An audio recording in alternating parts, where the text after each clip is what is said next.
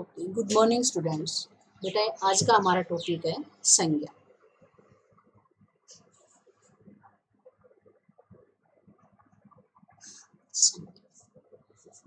बेटे हम अपने सराउंडिंग में अपने चारों तरफ कितनी सारी चीज़ें देखते हैं।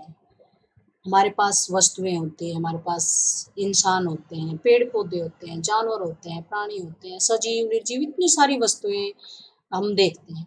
उन सभी का कोई न कोई नाम होता है, ठीक है ना। नाम को ही हम क्या कहते हैं? संज्ञा कहते हैं। तो संज्ञा किसे कहेंगे बेटा? कि जो शब्द या वे शब्द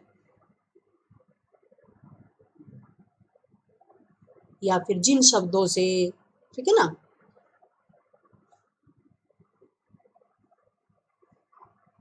जो शब्द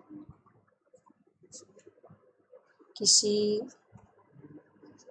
व्यक्ति, वस्तु,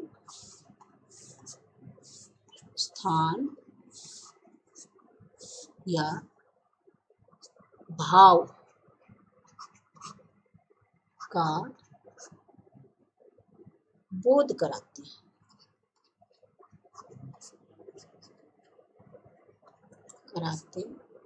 हैं,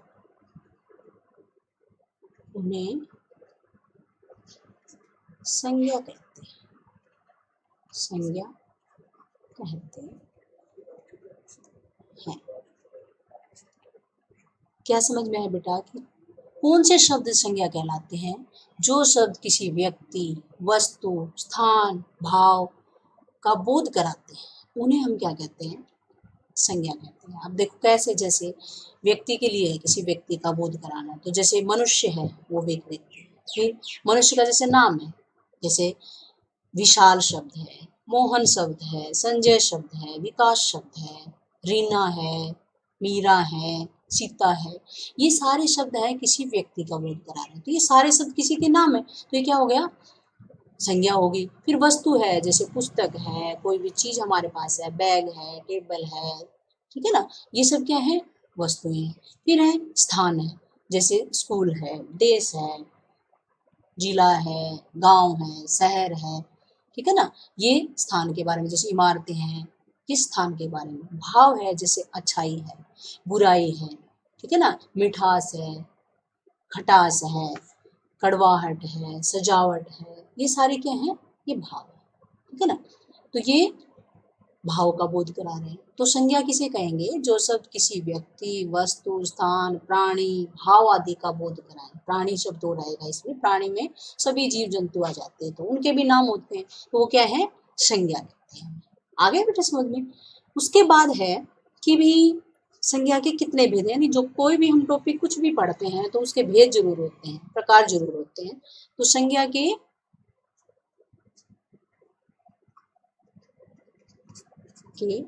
भेद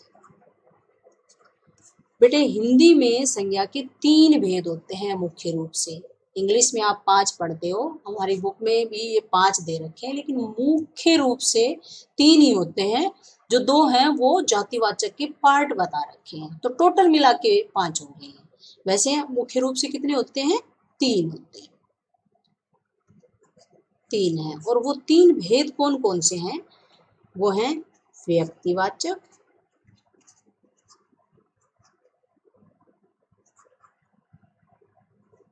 ठीक है, और जातिवाचक,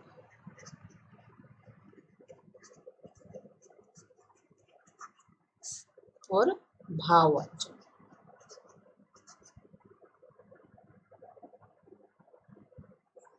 भाववाचक मुख्य रूप से ये 3 भेद होते हैं, व्यक्तिवाचक, जातिवाचक और भाववाचक। व्यक्तिवाचक में क्या होगा बेटा? कोई विशेष व्यक्ति होगा, विशेष शब्द इसके साथ जुड़ेगा, विशेष व्यक्ति, विशेष ही क्या हो? वस्तु, और विशेष ही क्या हो? स्थान। किसी विशेष व्यक्ति, वस्तु या स्थान का बोध कराते हैं, वो क्या कहलाएंगे? व्यक्तिवाचक। और जातिवाचक में क्या होगा? भी ऐसे शब्द जो मतलब किसी भी वस्तु या स्थान की संपूर्ण जाति, वस्तु या स्थान की संपूर्ण जाति का बोध कराएंगे। क्या करेंगे? ये वस्तु या स्थान की संपूर्ण जाति का बोध कराएंगे। और भाववाचक में क्या होगा? किसी भी व्यक्ति या वस्तु है उसका क्या होगा? गुण, उसकी अवस्था या भाव का बोध कराएंगे। गुण, अवस्था या भाव का बोध कराएंगे। अब इनको एक बार समझो कि सबसे पहले हमने किया था कि पहला जो इसका भेद है वो व्यक्तिवाचक संज्ञा है। व्यक्तिवाचक में किसी विशेष व्यक्ति, वस्तु या स्थान का बोध होगा। जैसे विशेष व्यक्ति है, जैसे आप सभी का अपना एक नाम होता है, तो वो नाम क्या है? वो विशेष है। ठीक है, जैसे आकाश है, विकास है, रीना है, रमा है, ठीक है ना। ऐसे ही ये तो व्यक्तियों का विशेष तौर से नाम हो गया। ऐसे ही जैसे देश है, हमारे देश का नाम क्या है? भारत है। आपका गांव का नाम क्या है? आपके स्कूल का नाम क्या है? ठीक है ना। ये एक विशेष स्थान का नाम हो जाएगा, तो वो क्या होगा? व्यक्तिवाचक है। वस्तु है, जैसे पुस्तक शब्द है, तो पुस्तक तो कोई भी हो सकती है, लेकिन जैसे हम कहते हैं कि रामायण की पुस्तक है या महाभारत की है, ठीक है ना, या गीता है, तो वो एक विशेष हो गई, तो वो भी व्यक्तिवाचक हो गई। ठीक है, तो इस प्रकार से अगर किसी विशेष व्यक्ति की ओर, जैसे अपने देश के प्रधानमंत्री का या हमारे राष्ट्रपति का, इनका जो नाम है या हमारा खुद का नाम है, ये भी व्यक्तिवाचक में ही आता है, तो विशेष हो गया, तो वो क्या है? व्यक्तिवाचक। लेकिन जातिवाचक में क्या होता है? जैसे हमने अभी कहा कि रामायण, महाभारत, गीता, ये तो हो गई विशेष पुस्तक, लेकिन पुस्तक शब्द है वो किसी भी पुस्तक के लिए प्रयोग किया जाता है, यानी जितनी भी पुस्तक उन सब के लिए प्रयोग किया गया, तो वो क्या हो गया? जातिवाचक। उसी प्रकार से हमने गांव शब्द लिया, या फिर हमने शहर शब्द लिया, हमने देश शब्द लिया, तो ये क्या हो गए? गांव, देश, शहर, ये क्या है? पूरे, मतलब कोई भी गांव है, सभी गांवों को गांव ही बोलते हैं, सभी देशों को देश ही बोलते हैं, ठीक है ना। लेकिन जब हम कहें देश, तो ये जातिवाचक है। और हम कहें कि भारत, जैसे हम कहें कि भी, हमने कहा देश,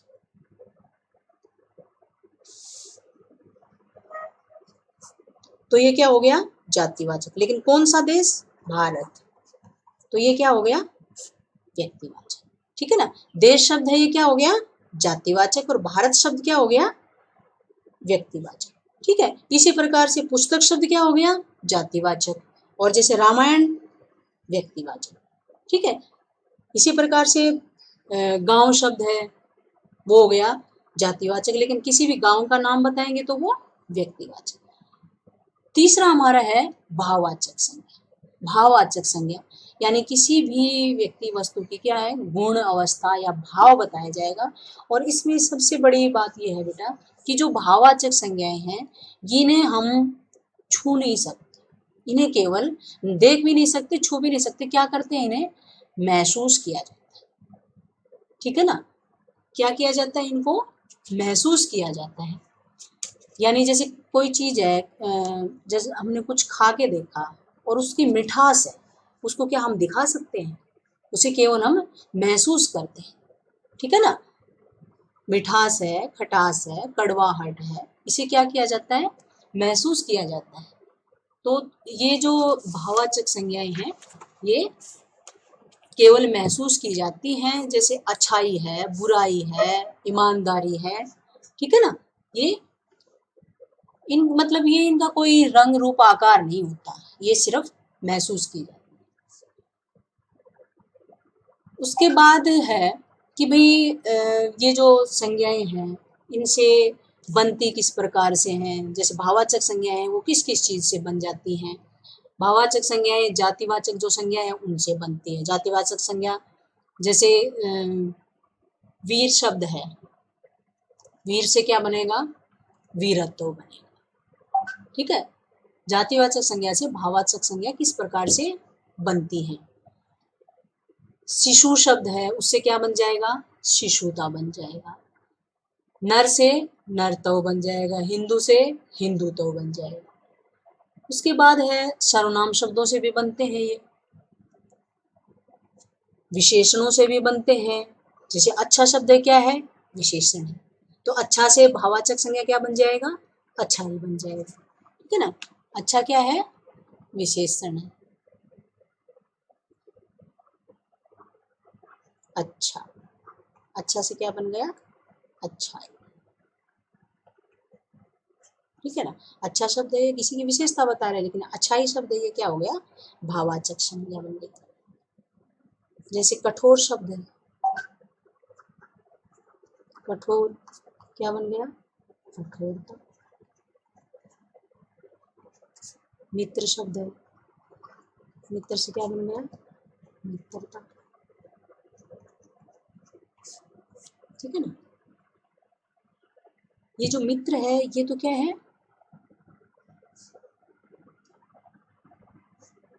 मित्रता, इससे क्या बन गई, भाववाचक संज्ञा बन गई, ठीक है। उसके बाद है कि भी जैसे कुछ उनसे भी बनता है, क्रिया से भी बन जाते हैं। जैसे हंसना क्रिया है, हंसना,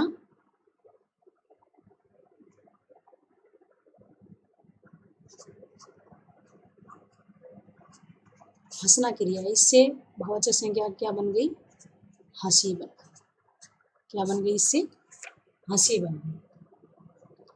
उसी प्रकार से उड़ना, उससे क्या बन जाएगा, उड़ान बन जाएगा। दौड़ना से दौड़,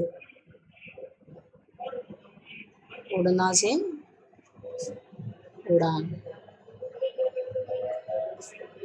दौड़ना से दौड़।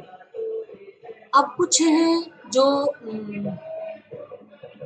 अव्यय शब्दों से भी बन जाते हैं, जैसे दूर है, पास है, ऊपर है, नीचे है, ये अव्यय शब्द है। दूर से क्या बन जाएगा, दूरी, ठीक है ना। ऊपर से ऊपर, ऊपर से ऊपर, दूर से दूरी, इस प्रकार से ये संज्ञाएं बन जाती हैं। अब हमें कुछ बातें ध्यान देनी है बेटा कि कुछ संज्ञाएं होती हैं वो गणनीय होती है, यानी जिन्हें गिना जा सकता है, और कुछ होती हैं अगणनीय। तो गणनीय जैसे जातिवाचक संज्ञा है वो गणनीय होती है, जैसे पुस्तक है, एक पुस्तक है, चार पुस्तक है, देश है, ये भी गिने जा सकते हैं। और जैसे व्यक्तिवाचक है वो भी गिने जा सकते हैं, ठीक है ना। लेकिन ये जो भाववाचक संज्ञाएं हैं इन्हें हम गिन नहीं सकते हैं, इन्हें गिना नहीं जाता है, इन्हें महसूस किया जाता है। जैसे लड़कपन है, बुढ़ापा है, ठीक है ना। तो ये और कुछ जैसे द्रव्यवाचक जो संज्ञाएं हैं वो भी नहीं गिनी जा सकती, उन्हें भी। अब मैंने आपको सिर्फ 3 संज्ञाएं ही बताई। मैंने बताया कि भी जैसे इंग्लिश में हम पढ़ते हैं कि 5 प्रकार की होती हैं, और हिंदी में मुख्य रूप से 3 होते हैं। मैंने कहा था मुख्य रूप से 3 होती हैं, तो फिर और जो तो हैं उनके बारे में पढ़ते हैं।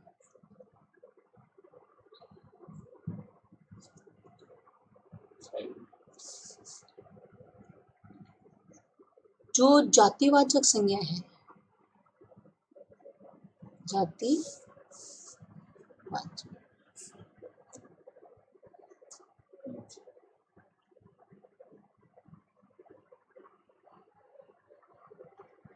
इसके 2 पार्ट होते हैं। कौन कौन से होते हैं वो, द्रव्यवाचक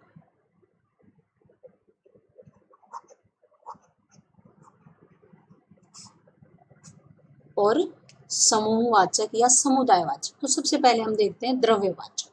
द्रव्यवाचक संज्ञा क्या होती है, जो किसी पदार्थ या कोई धातु या द्रव पदार्थ इनके लिए प्रयोग होती है। जैसे घी है,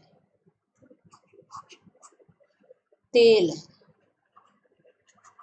धातुएं हैं जैसे तांबा, ठीक है, पीतल, सोना, चांदी, और जैसे हमारे जो अनाज है जैसे चावल है, ठीक है, ये सभी किस में आएंगे, द्रव्यवाचक में। द्रव्यवाचक में धातुएं और जो तरल पदार्थ हैं, जो ये चीजें इसमें आती हैं। और समूहवाचक में क्या होगा?